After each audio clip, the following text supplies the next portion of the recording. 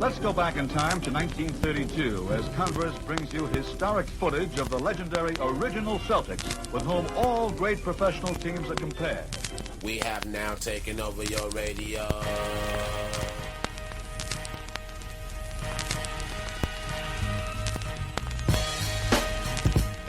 Richie Guerin is about to show you the most important step in getting past a man. It's the first one. And Oscar will inbound it. The men in green, the Milwaukee Bucks. That's Alcindor against Bellamy. Has Jordan. Allen shakes. Gray gets two. Gilmore on Stop. Brother. lead. Toledo Artists, you get 21. 4:28 to go in the first quarter for the Cow Palace. Here's Barry. Jordan. Open. Chicago with the lead. Hello and welcome back to the Over and Back Classic NBA podcast. I am Jason Mann, and we are sadly going to talk about the legacy of Moses Malone, who died over the weekend. And we have two guests today. First, he is the NBA writer for CBSSports.com and the editor emeritus of Hardwood Paroxysm. Matt Moore, welcome to the show. Hey, glad to be on, man. Excited about this, though. Yeah. I'm glad that you're joining us, and glad to be able to talk about some Moses Malone memories, even under a sad occasion, of course. And also with us, he is been a frequent guest here at Over and Back. We're always glad to have him. Curtis Harris of ProHoopsHistory.com. Curtis, welcome back. Yeah, thanks for having me back. And also Hardwood Paroxysm alone. So always got to throw that out. Yeah, exactly. Yes, we're all in the family here. So yeah, as we said, talking about Moses Malone, who played for 21 seasons in the ABA and the NBA from 1975 to 1995. Played for a lot of teams, but most notably played for the Rockets and the Sixers. Was the first high school player to ever sign a pro contract. It did so in the ABA. Was a three-time NBA MVP, was also the 1983 Finals MVP, famously for the faux 76ers that almost swept through the playoffs, and was the first player in all of the major American sports leagues to win back-to-back MVPs with different teams. He was an eight-time All-NBA player, a 13-time All-Star. He is in the top 7 all-time in games, minutes, rebounds, and points, and first in offensive rebounds by a mile. He wasn't necessarily the biggest or most athletic big man. I mean, he certainly was strong and big, but he was just a relentless force and was really a dominant player from the mid-'70s into the mid to late '80s, kind of knocking Kareem off the perch as the dominant big man in the league. And for me, there are players that you can kind of sum up with one highlight, but with Moses, it's just sort of like a accumulation of watching him outfox and outmuscle opponents to get the rebound or make a putback in the crowd or to make a great play. So, Matt, we'll start with you. What stands out to you about Moses Malone? He won the NBA championship Finals MVP and his last MVP award when I was 1 year old. So I missed out on him, and for me, he was a player that, as I got more and more into basketball, when I discovered going back through, he was a player that was mentioned but never really talked about as one of the greats. And maybe Moses stands out to me as a great example of how advanced stats can actually sometimes help tell stories. And so often those stats are talked about as in they don't reveal how great those former players were. Well, those advanced stats were part of what turned me on to Moses and to realize just how phenomenal he was, because his rebound percentage numbers were so astronomical. And then I started to dig back into the backstory of him, and the more I read about him, I just could not believe this figure, this guy who didn't talk to reporters but wasn't disrespectful. He just didn't talk, mostly because he didn't feel comfortable talking publicly. It started when he was young, and he had problems with his teeth and didn't feel like he didn't like talking to people publicly, and yet he was this unbelievable monster. I mean, we're talking about a 3-time MVP who gets overlooked completely historically, to the point where the Sixers still have not retired his jersey, which was a horrendous mistake, especially now considering that he passed away. And the more that I found out about him, I realized that he stands out as a figure that really changed the game in a lot of ways. From being one of the early guys to make the leap from high school, going to the ABA, to being an ABA just phenom, to a guy that really took the league by storm and just dominated night in, night out. In the league's most popular era, the 1980s, he absolutely just crushed everyone, including knocking off the Lakers in '83, and yet almost no one talks about him. And to me, he's the most I think definitively, and I know the word underrated gets overused too often, but in this case I do think it's accurate. He's the most underrated NBA star of all time. What do you think, Curtis? I think Matt hit on a lot of good points there. I guess I was for myself with Moses. I'm younger than Matt is. So let's see, like when he won his MVP award, I was minus 4 years old. So, I was positive 4 years old. So I was alive, but I do not remember it. So. But yeah, my first memories of Moses were just, I grew up near Houston. So like my dad is from Houston, and he actually worked at McGregor Park, which is where Hakeem Olajuwon and Moses Malone had those famous, pickup games in the early 80s. And my dad worked at the park when that was going on. So he got to see some of that stuff firsthand. And so when I was young and growing up, like my dad would just tell me about like having seen them play those games. So even though I didn't see a lot of Moses when I was growing up, like really, really young, my dad would talk about him. Then we had like basketball cards in the house, and I would see like Moses Malone's basketball cards. So my dad talked about him. So then he taught Hakeem, and Hakeem was my favorite player. So when I saw the Moses Malone cards, I kept them. I had them. I would read up on the stats and the rebounds he had. So although I didn't see any footage of him play until probably I was like 10, 11, 12 years old when I watched like ESPN Classic and stuff, I always had a sense that this was like some mythical figure that was just out there kicking ass on the basketball court all the time. But now that I'm much older, able to, appreciate the stats as Matt was talking about, I really, really see that this guy was just truly amazing and does get overlooked. Like during the 1980s, 1980 through 1989, he was the number one rebounder and the number two scorer in the entire NBA. And we don't think of him as a dominant 80s star, even though he's the number one rebounder and number two scorer for that decade. So does need a reappraisal for his value on the all-time standings. And hopefully he gets that. Unfortunately, it's going to be too late because he's passed away now, but hopefully he gets it, something positive that might happen out of it.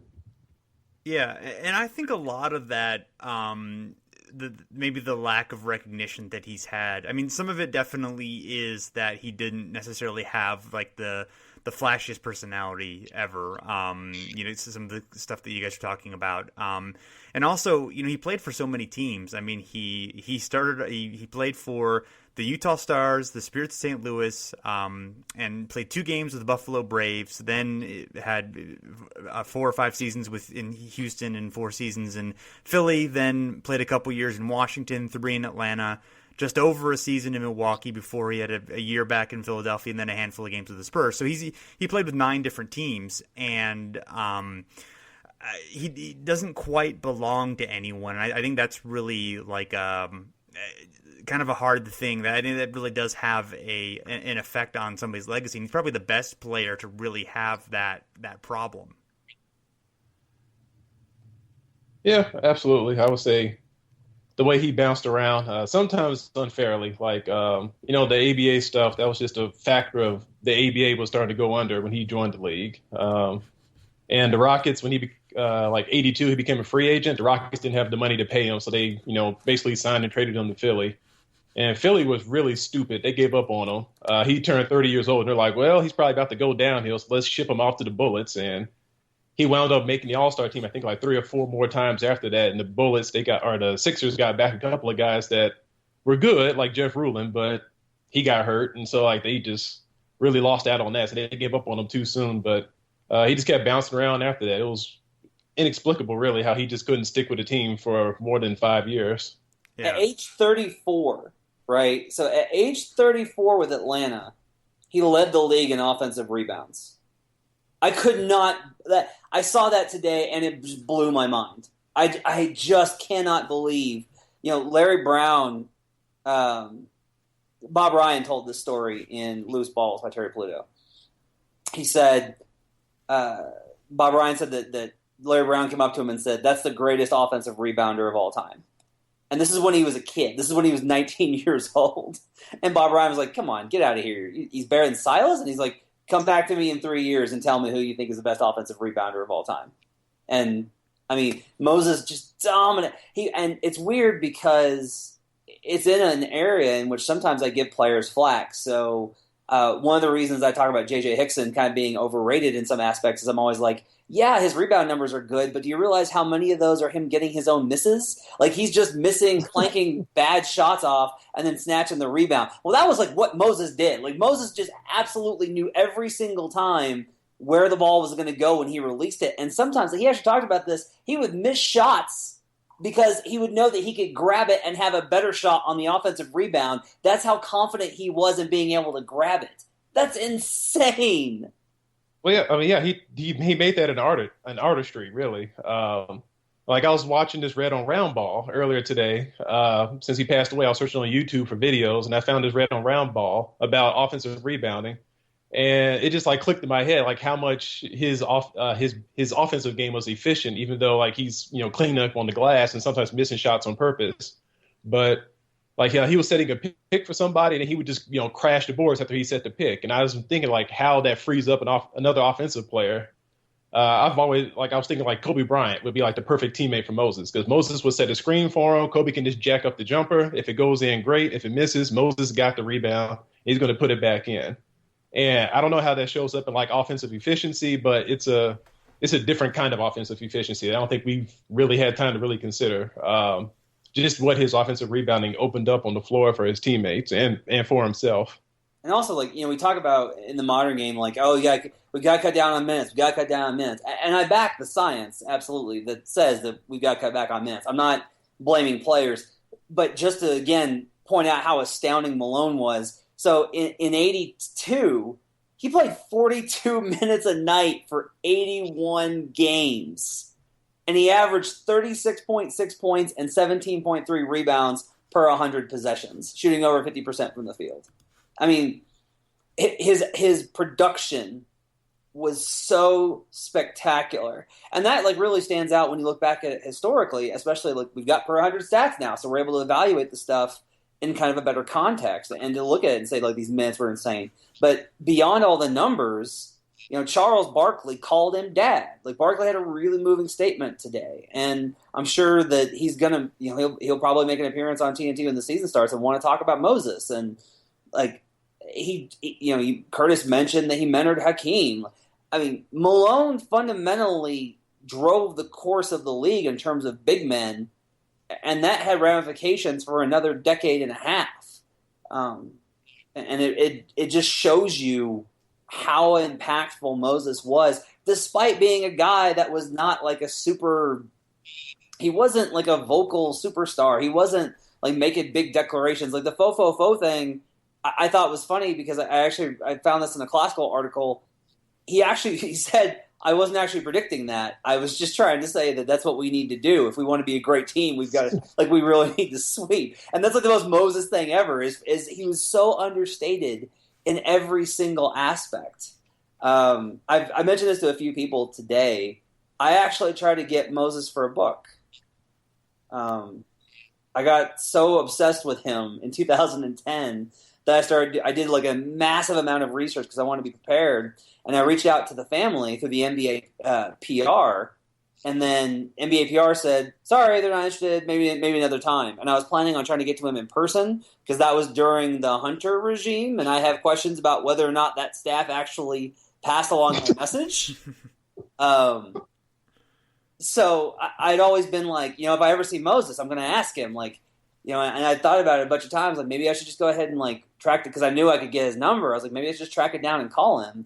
And I never got around to it, and now I'm just like killing. Like today, I've just been crushing myself because I always felt like Moses' story was one that needed to be told, and probably by somebody better than me, like probably somebody like Jonathan Abrams or somebody else. But I just always was crushed because he wasn't just this phenomenal player in terms of his production and stats. He wasn't just this really intriguing guy that drank red soda and like ate terribly all the time. He wasn't just this guy that like did not talk to the media and was completely the anti-star. He was also a phenomenal teammate and a guy that had an impact on the league that I don't think people realize. Like, not only did he shape that Sixers championship team, but he mentored Charles Barkley in a way that really took Barkley to the level that made him an MVP and changed the Western Conference race for half a decade.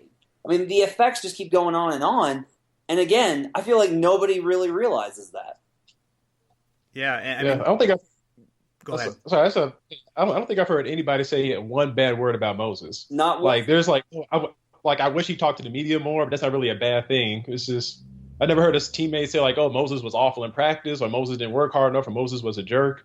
It's like people just had nothing but good things to say about Moses. Yeah. And like Moses, it's like Moses played in the ABA in the 70s and played in the early 80s. And that's a time period in which obviously there was a lot of stuff going on in the league. Like there was a lot of stuff, but then you also like realize, I mean, he played until 1995. Like he played until 1995 and he was still productive really up until 92. So it's just remarkable what he was able to do for not being a guy that was crazy athletic, for not being a guy that, well, I mean, he was in his early days, but like, eventually, as he bulked up, he wasn't a guy that, he wasn't Bird, he wasn't Magic, he wasn't a shooter. He was a big man. He took that pounding every single night, and yet he played, how many seasons? Like 21. Yeah, 21 seasons. Are you kidding me?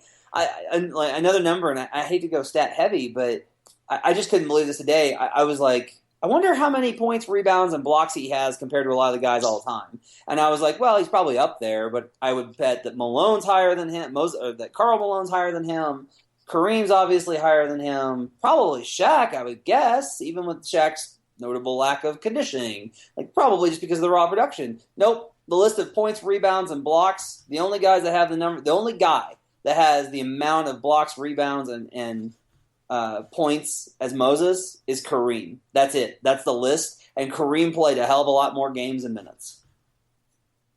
Yeah, it's remarkable. I mean, just how long he lasted, how how much he was able to carry some teams. I mean, Philly was stacked, but those Houston teams didn't necessarily have. I mean, they had some okay guys, but they didn't have. They weren't necessarily a well-rounded team. Yet he was able to kind of push them into the finals in '81 and to give the Celtics a pretty tough. 6-game series there. He averaged 22 and 16 in that series in 45 minutes a game. I mean, he was able to really carry teams on his back and just, kind of popped out of not quite nowhere, but certainly, the way that he could have been on the 77 Trailblazers team, but they, basically decided he made too much money and traded him immediately without really having a sense of what kind of player he was. And then Buffalo couldn't wait to get rid of him either. And, he goes from that to, being one of the dominant players in the league. It's just, a pretty incredible path. I found it notable today that there's a retrospective from a couple of years back on his career for the NBA at 50. And one of the key guys that really spoke glowingly of him was Luke Walton. And I thought that was the range of people that spoke highly of Malone, I thought was striking. I mean, Dr. J, Charles, Luke Walton, Hakeem. I mean, there was the range of people that spoke highly of Moses. And like Curtis said, no one ever had a bad thing to say about him. Yeah, I mean, he was. Go ahead. He became MVP of the whole NBA by the time he was 23 years old. Yeah. And like Jason was saying, he could have been part of the Trailblazers team, but yeah, they decided he made too much money to be a backup power forward and center. But the Rockets team that he landed on too, that team, I think the first year he was there, they won 47 or 48 games. They lost to the Sixers in the Eastern Conference, I think it was semifinals. In 6 games, so they gave him a really hard series. But the next year, this is the thing about Moses, he's always lurking in the background. The next year, he got the punch between Kermit and Rudy T, And that's what really destroyed like that Rockets team that just won like 48 games. Looked like they could have had like a decent chance of becoming a championship squad because they had Moses, Rudy T, Calvin Murphy, John Lucas, Mike Newland, who's a really good swing man. But when Rudy T got hurt, the Rockets were like, well, crap, we got to make like a panic trade. So they traded for Rick Barry and gave up John Lucas. And that trade really ruined the Rockets for the next couple of years because John Lucas was the distributor. He kept the team like offense flowing, and then Moses was killing them inside. But Rick Barry, this wasn't Rick Barry's fault. He was just old by this point. But that kind of like just disrupted the flow and trajectory of that team. So that made the push that he made in 1981 even more amazing. Was the team was pretty much gutted by then. But he took them a 40-win team and took them to the NBA Finals and pushed the Celtics to 6 games and absolutely killed Kareem Abdul-Jabbar in that playoff series the Rockets had with the Lakers earlier in the playoffs. Crushed him. Yeah, he just murdered Kareem, and then when they met in the finals in '83, the Sixers and Lakers, he murdered Kareem again. Jabbar just wanted nothing to do with Moses. Moses was just so relentless and just it's like a hound dog. And Kareem just couldn't get away. Moses was just always at him, always just moving him out the way to get these rebounds and just wearing them down. So it's just amazing that he could have had probably 2 or 3 titles, I think, if that punch hadn't happened. But he still got his 1 title and still ate up Kareem otherwise. Just a really amazing player. Yeah. And then it's also there is an impact here that kind of goes that I don't think people realize, which is, not only did he go pro, and I read like every SI article under the sun about him today. Many of them I'd already read, but there's a section. I sent this to Zira and Over Edge of Sports because I thought it was so remarkable. His mom was living in a quote shanty without a toilet and a big hole in the wall. This is from Frank DeFord in '79, and Spencer Haywood actually said this about Moses. He said, look, the colleges are just there to use you. If you're black and haven't had a nice, rich mommy and daddy, and now at the Bakke decision, you don't even have the government on your side, then you have no choice. You take advantage of what you have as soon as you can. And it says Malone himself never had any doubts. I'd seen the pros on TV, and I figured I was quicker. People talked about experience, but I never thought experience meant that much under the rack. So I told my mama, let me decide. If I'm going to lose, let me lose myself. So my mama said, all right. Malone today, and you talked about the contract stuff. He bounced around a lot because Moses was like, no, I'm going to get paid. I'm going to get what I'm worth. I'm not going to just come back for you. It's the same stuff we're talking about today. It's the same stuff about how stars should not have to take pay cuts. And Malone bounced in large part because he was like, no, I'm going to get paid. And today he would be simultaneously reviled by fans for leaping and always taking the money. And I think the internet circles would also hold him up as a hero, as somebody that just basically gave the middle finger to the owners and was like, how are you not going to pay me? How on earth are you going to say that I'm too expensive when I'm a 3-time MVP? That same Frank Defer piece, there's a great quote from his high school assistant coach and who had become his mentor, and basically saying that he was really afraid about him going to the pros. He thought that maybe if he didn't make it, he could be destroyed, and then was worried so much because of his team folded, and then the league folded, and then he was traded and bounced around. And he says, no, sir, you see, Moses had a lot more faith in himself than we did, which I thought was just like a perfect illustration of, kind of a guy who was, everyone was kind of worried about, but he had the confidence in himself and was just able to be, through a force of will, just kind of the similar way that he played, was able to, have a great career. I was wondering if there were any YouTube things that popped in, either something that you had seen before or something that was for kind of a first time, that anything that stood out to you. I'm sure all of us were looking through, reading stuff and looking through video stuff today. My big takeaway was that that man knew how to use his ass. He was so good at coming under the basket and bumping you out the way. It was remarkable watching it. and Charles has talked about this, about how that was a huge thing for him to understand how to use your hips and how to use your butt to be able to control the other guy.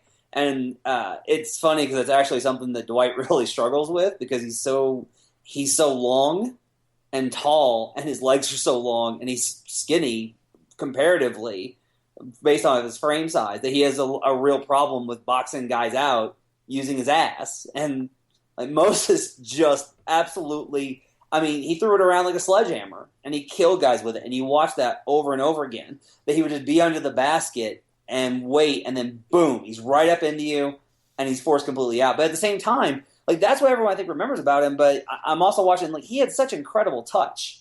I mean, turnaround fadeaways, like transition. I saw a lot of plays of him when he was younger too. Like, he was getting up the floor.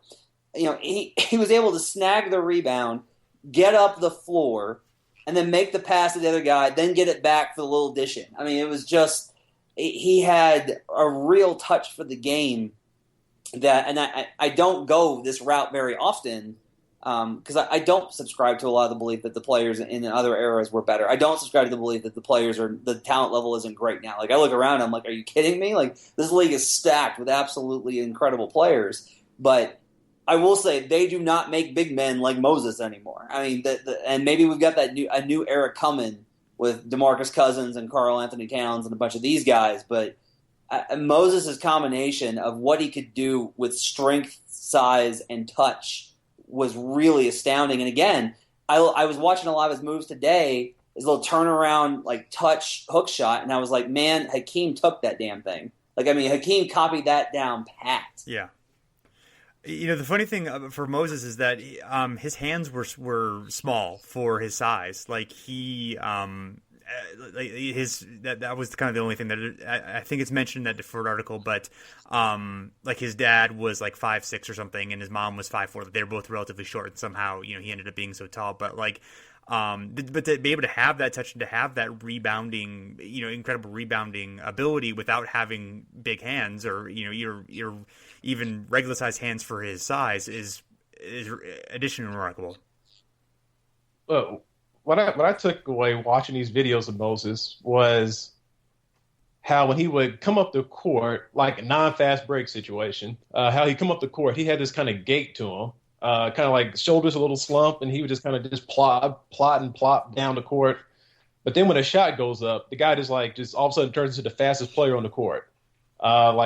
The quickness he had, like, he still wasn't, I guess, fast, but the quickness he had in getting to the spot that he wanted and using the ass to get people out the way is really amazing when you watch him. And the hands were not that big, but they were, like, just lightning quick, where he would just, like, tap the ball up on the glass and then just tap it up again. He was quick to jump off the ground, too. Couldn't jump very high, but he would jump up, tap it real quick, then he would land and go right back up and tap it again. And that's part of, like, the relentlessness of him. It wasn't just like this one big burst of an act. It was like these series of small little just like chip away plays, I guess you can call them, where he's just slowly wearing you down on the glass. Like, I was watching his highlight videos, and there was just so many plays where he would take 3-4 attempts at the offensive glass, and the other team is just like getting knocked out the way, like 3 or 4 players just getting bounced around by Moses as he's like slowly getting closer to the basket with each shot he's missed, each tip he's made. And that's just, I think, just symbolizes what he was. Like, he was just this relentless, inexorable force that would just move people out the way and slowly just wear them down. And going back to what Matt said earlier, if people were complaining today about how he was, or, you know, some people might complain that he was like trying to get his money, other people would hail him as a hero for like sticking it to the owners. But the guy did bust his ass, and he deserved every penny he got. He did not take a play off. He was always out there. And the quote that will stick with me with Moses was when he said, "They hit me and I get stronger." Yeah. Yeah. It's like, I want to get hit. I want to get touched. I want to get, like, guys getting on me, because then that just makes me stronger. That gets me more aggressive. That gets me more motivated to go out there and just knock them right back and get the rebound. Yeah. A few videos that stood out to me is from the 81 finals. There's one rebound, I think it's in game 3, where Moses basically just reaches over his head, like behind him, and just grabs the ball from Parrish and then goes back up for like a putback, which is just like just awesome. He there were several times where he embarrassed Parrish and McHale in that series. McHale, of course, was a rookie at that point. So, and then, the way that he dominated Kareem in the 83 finals, I mean, just there's one where he just kind of gets like 3 offensive rebounds right over Kareem, and Kareem just can't keep up with them, and then he gets the putbacks at will, and they, obviously swept that series.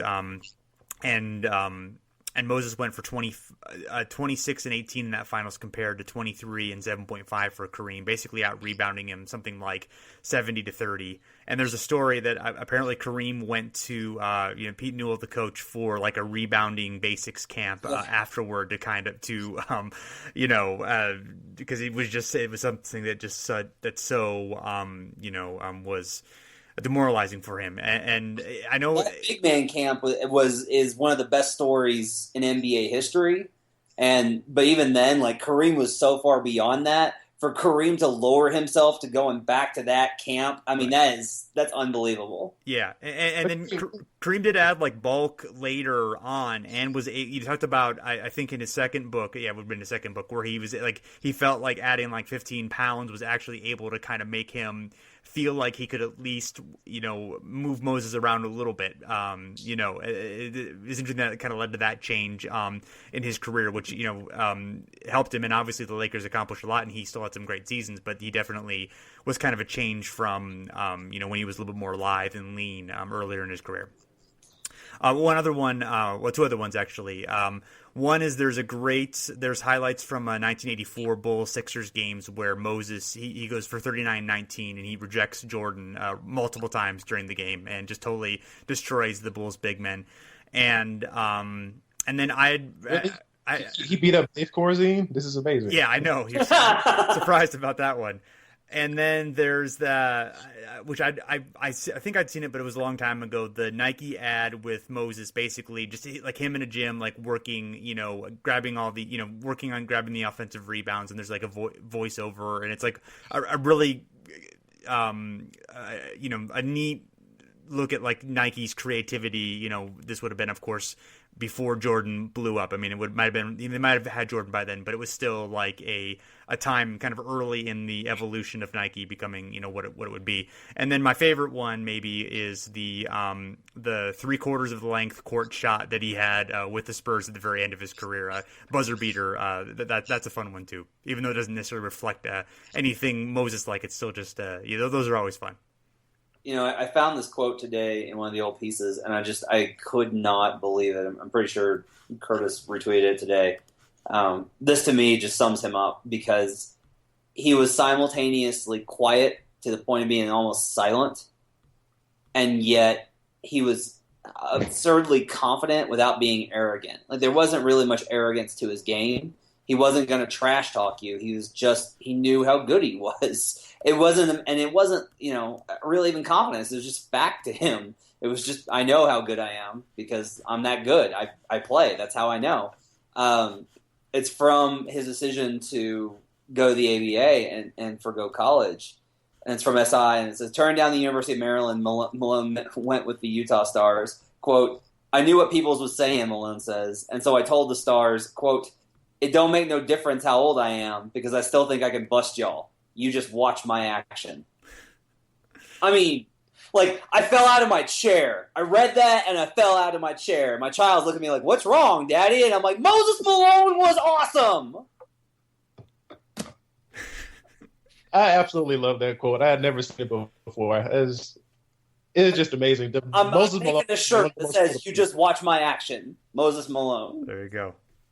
Yeah. And like, I'm not trying to compare myself.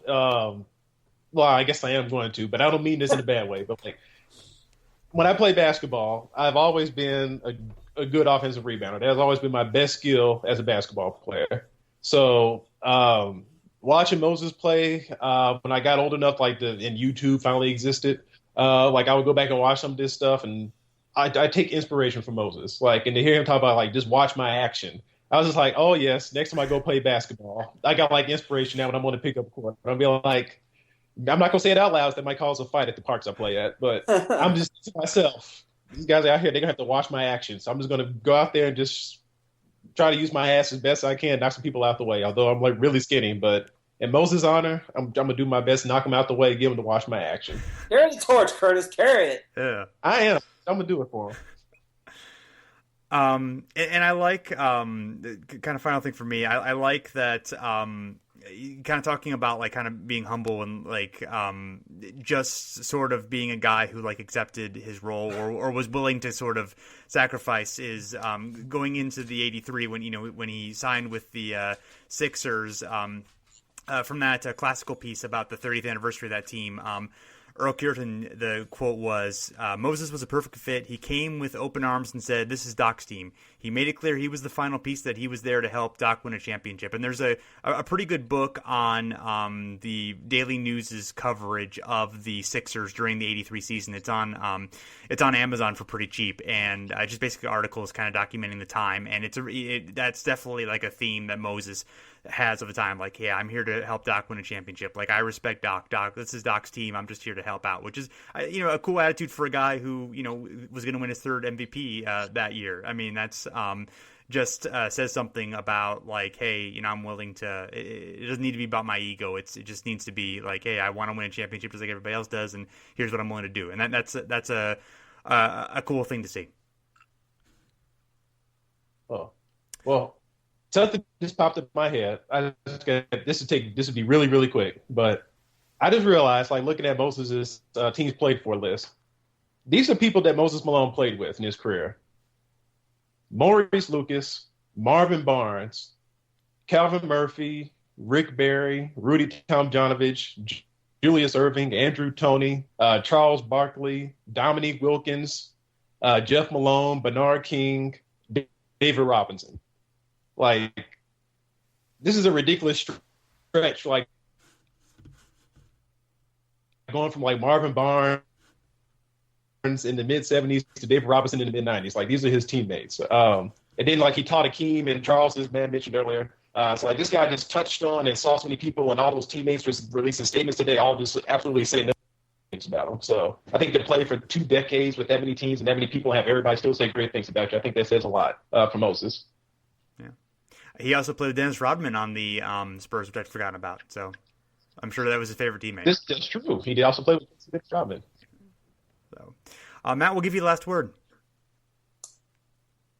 An unbelievable player, an incredible teammate, a mystery and enigma to the media, which I think the fact that he wasn't acerbic, he wasn't against it, he wasn't a political move, he just didn't like to talk to the media. He talked about that in his Hall of Fame speech. He was a guy that just wanted to go to work and win games. And if you love basketball, as much as the NBA is a personality sport, I don't know how you can love the game and not love Moses Malone. Well said. Well, thanks, guys, so much for sharing some Moses Malone thoughts. Really appreciate it. Everyone, of course, can check us out at hardwoodparoxysm.com, and we're on Facebook and Twitter at Over and Back NBA, and appreciate it if you'd follow us and check out what we're doing. We definitely appreciate it. So until next time, thanks for listening, and goodbye.